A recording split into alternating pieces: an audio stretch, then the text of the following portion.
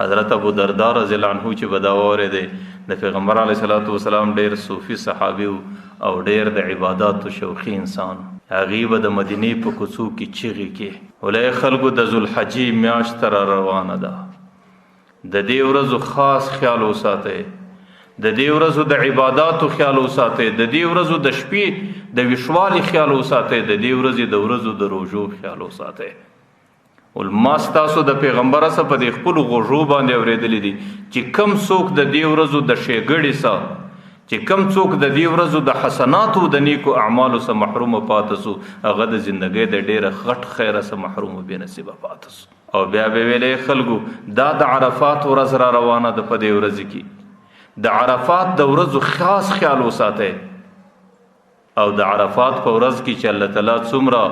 لوی اجر یې شه دی، الله تعالی د عرفات په ورځو کې څومره لوی ثواب یې شه دی، او الله تعالی څومره لوی رحم یې شه دی. ای خلکو هغه رحم، هغه ثواب، هغه اجر هغه د انسان په دماغ کې ناراضي او نه د هغه ادراک د انسان په عقل باندې کېدای شي.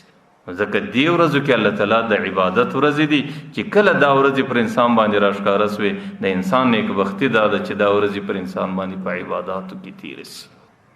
حضرت عبدالله ابن عمر رضی الله عنه دا حدیث بار بار نقل کاوه. هغه به دا ویل چې پیغمبر علیه الصلاۃ والسلام به موږ ته ویل چې دې ورځو کې نیک عمل چې الله تعالی ته څومره خوښ دی، نورې ورځې داسې نسته. نو هغه به ویل چې تاسو په کثرت سره لا اله الا الله وایست،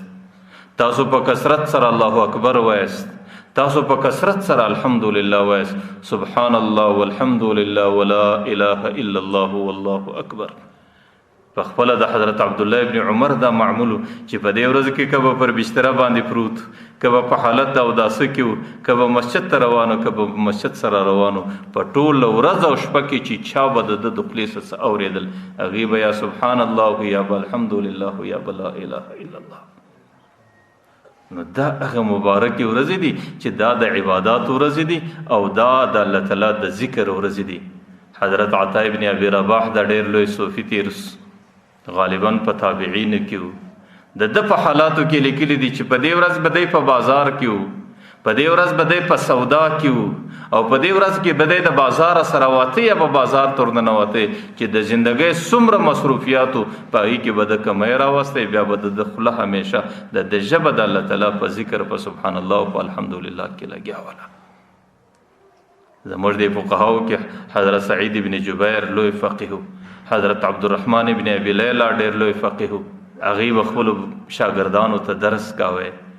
لیکن چې درس به یو ګړی موقوف سو، بیا به د درس په مابین کې د هغې په خوله کې سبحان الله والحمد لله ولا اله الا الله والله اکبر ولا حول ولا قوت، بیا به د هغې په خوله کې همیشه د اذکار. ځکه دا ورځې د اذکارو ورځې دي او دا ورځې د الله تعالی د عباداتو ورځې دي. نو د ورځې روژه نیول چې د سړي په وس و توان کې راسي، او خاص کر چې څومره نفلي لمنځونه دي، ما مخکې درته ویل په هغه نفلي عباداتو کې لږ اضافه کول، او د دې سره سره چې د انسان په وس و توان کې څومره صدقه دی، څومره خیر دی، څومره خیرات دی. صدقه او خیر او خیرات چې الله تعالی ته په دې ورځو کې څومره محبوب او خوښ دي، بیا په کال 12 میاشت کې پر سړي باندې داسې مبارک ورځې نه رارسېږي.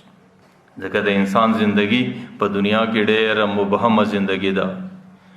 انسان زندگی په دنیا کې ډېره عارضی، ډېره فانی او ډېره ژر ختمېدونکې زندگی ده.